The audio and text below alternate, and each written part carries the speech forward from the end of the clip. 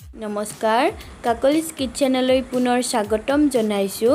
আজি মই আপোনালোকৰ মাজলৈ লৈ আহিছোঁ পিজ্জা। আহকচোন কেনেদৰে বনাওঁ। পিজ্জাৰ বাবে মই আধা কাপ কুহুমীয়া গৰম পানী লৈছোঁ আৰু এই গৰম পানীত মই 2 চামুচ ড্ৰাই ইষ্ট দি দিছোঁ আৰু এইখিনি ভালদৰে মিহলি কৰি মই 15 মিনিটৰ কাৰণে ঢাকন লগাই থৈ দিম, এইখিনি যাতে ভালদৰে সেট হয়। আপোনালোকৰ যদি ইষ্ট নাথাকে তেতিয়াহ'লে দৈ দিও বনাব পাৰে পিজ্জা। এয়া মই 15 মিনিটৰ কাৰণে ঢাকন দি থৈ দিলোঁ। 15 মিনিট মোৰ হৈ গ'ল।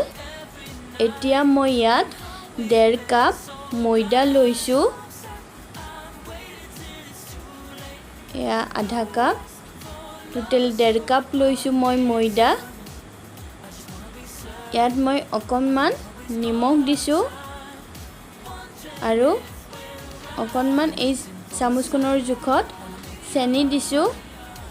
এতিয়া এইখিনি ভালদৰে মঠি ল'ম।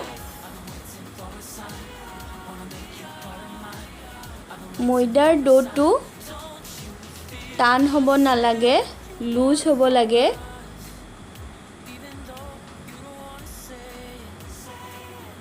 ভালদৰে এইখিনি মঠি ল'ম। যিমানে মঠিব সিমানে সফ্ট হ'ব, ভাল হ'ব। আপোনাৰ লুজ হোৱাৰ কাৰণে হাতত লাগি ধৰে, তাৰ কাৰণে কুকিং তেল লগাই ল'ব এনেকৈ দেখুৱাৰ দৰে, তেতিয়াহ'লে হাতত লাগি নধৰে। এয়া চাওক, মই এনেকৈ তেল লগাই পিনে মুঠি আছোঁ। এইদৰে মুঠি ল'ব। তাৰ পিছত পুনৰ 1 ঘণ্টাৰ বাবে ঢাকন দি থ'ব লাগিব এইখিনি, যাতে ভালদৰে মেৰিনেট হয় আৰু এইখিনি আপুনি গৰম ঠাইত থৈ দিব লাগিব। 1 ঘণ্টা হৈ গ'ল মোৰ। এয়া চাওক, ইমান ধুনীয়াকৈ ফুলি আহিছে।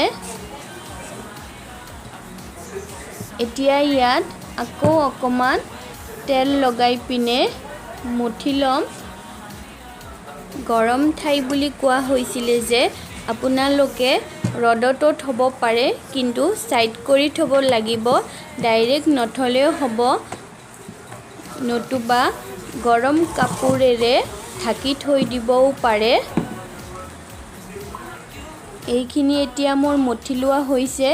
এতিয়া মই এটা সৰু আৰু এটা ডাঙৰ এনেকৈ 2টা লাৰু কৰি ল'ম। এতিয়া মই সৰু লাৰুটো বেলি ল'ম। পটাখনত লাগি ধৰে, সেইটো কাৰণত অকণমান মই ময়দা লৈ লৈছোঁ। এনেকৈ ময়দা লৈ ল'ব।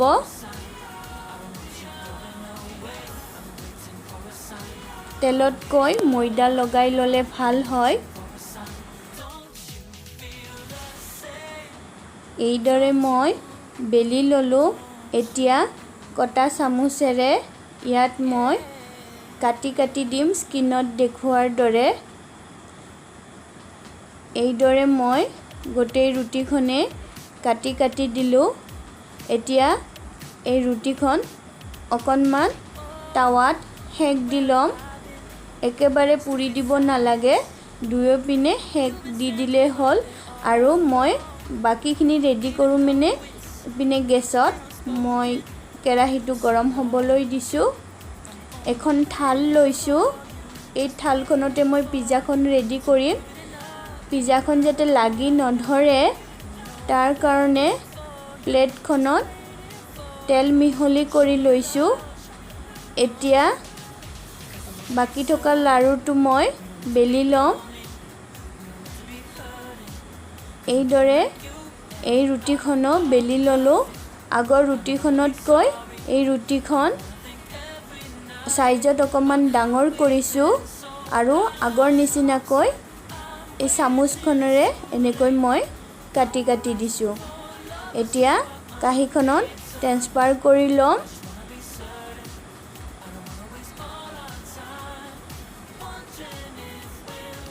এয়া কাঁহীত মই উঠাই ল'লোঁ।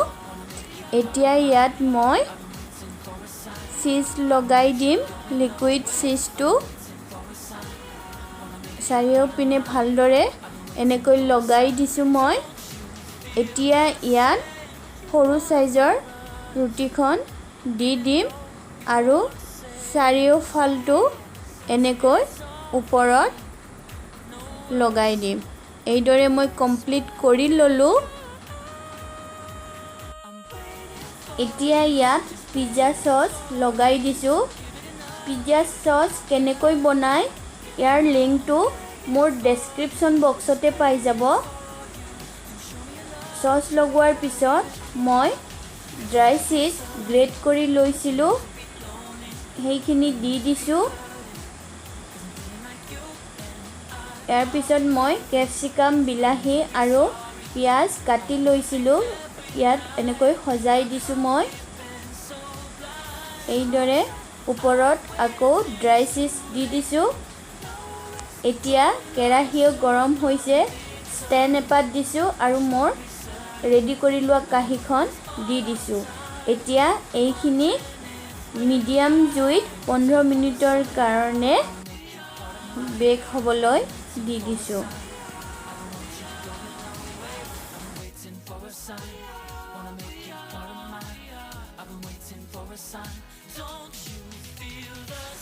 পোন্ধৰ মিনিট হৈ গ'ল। এতিয়া আমাৰ পিজ্জাও ৰেডি হৈ গ'ল। ইমান ধুনীয়াকৈ ফুলি আহিছে, সিজিও আহিছে। এতিয়া উলিয়াই আনিছোঁ।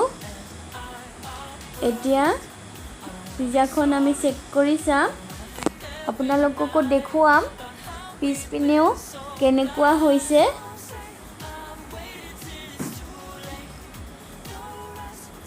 বহুত ধুনীয়া হৈছে। এয়া চাওক, পিছপিনেও চাওক ইমান ধুনীয়া হৈছে। খাবলৈ বহুত টেষ্ট হয়। এতিয়া আমি পিজ্জাখিনি টুকুৰা টুকুৰ কৰি কাটি ল'ম আৰু চাহৰ লগত পৰিৱেশন কৰিম। ভিডিঅ'টো চাই যদি ভাল পালে তেতিয়াহ'লে এটা লাইক কৰিবলৈ নাপাহৰিব। আৰু এটা নতুন ভিডিঅ' লৈ আপোনালোকৰ মাজলৈ পুনৰ আহি আছোঁ। আজিলৈ বাই বাই, টেক কেয়াৰ।